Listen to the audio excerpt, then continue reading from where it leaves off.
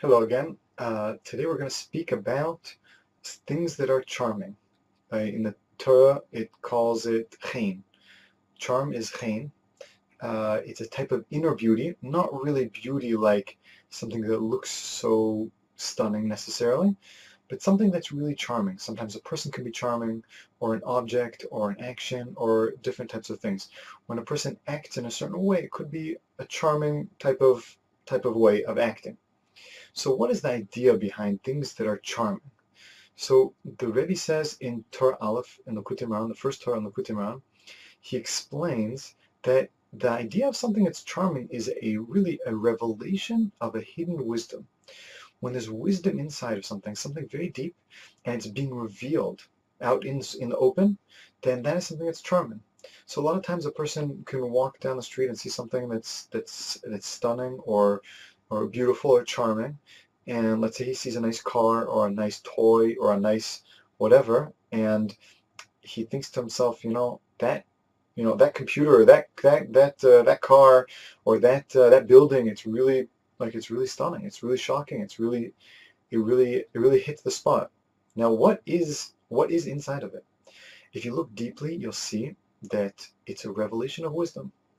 That they built this building with tremendous amount of wisdom. They built this car with tremendous amount of wisdom, and that wisdom being revealed inside the car, inside the building, is something that's very charming. It has a strong effect on us. So we have to look a little deeper to see that all wisdom is really only the wisdom of Hashem. What does that mean? That means there are two types of wisdom. There's wisdom that brings you somewhere, and wisdom that gets you something, and wisdom that doesn't. Now, let me ask you, would you call it wisdom if a person thinks of a really, really good way to inject himself with a tremendous amount of really strong poison?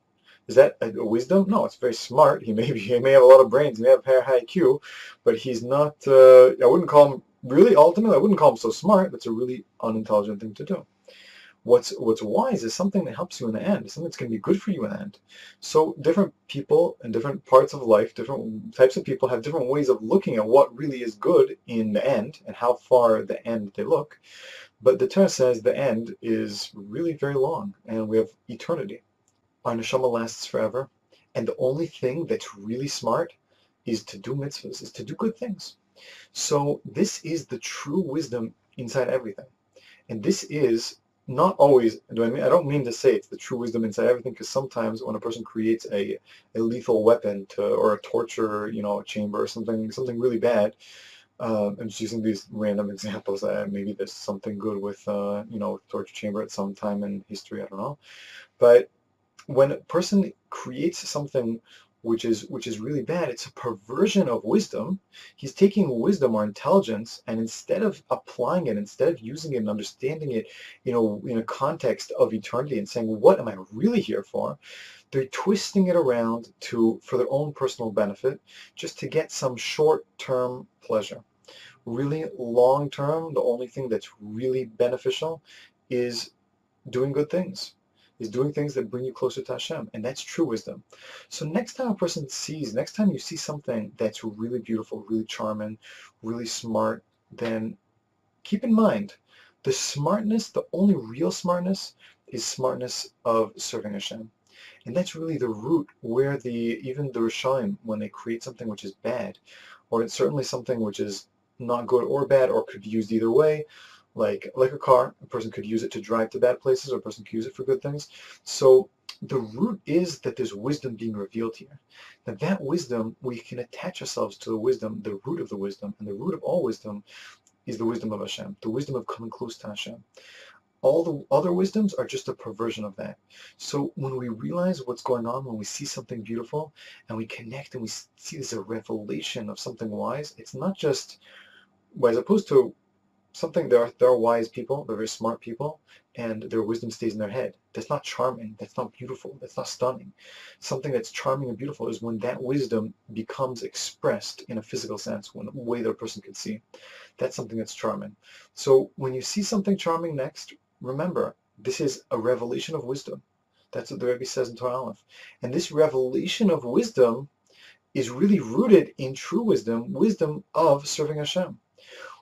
next time we see something beautiful, we really could be uplifted by seeing this stunning, smart thing. If it's the beauty of Hashem, the wisdom of Hashem being revealed in the face of a person, or the physical, shape of a tree or a beautiful flower, or if it's the wisdom of a person being revealed in an object, in a new technology or something that really, fancy light laser show or something really cool, then we can connect, instead of to just the physical wisdom being revealed, connect to the source, the true wisdom, which is the wisdom of Hashem.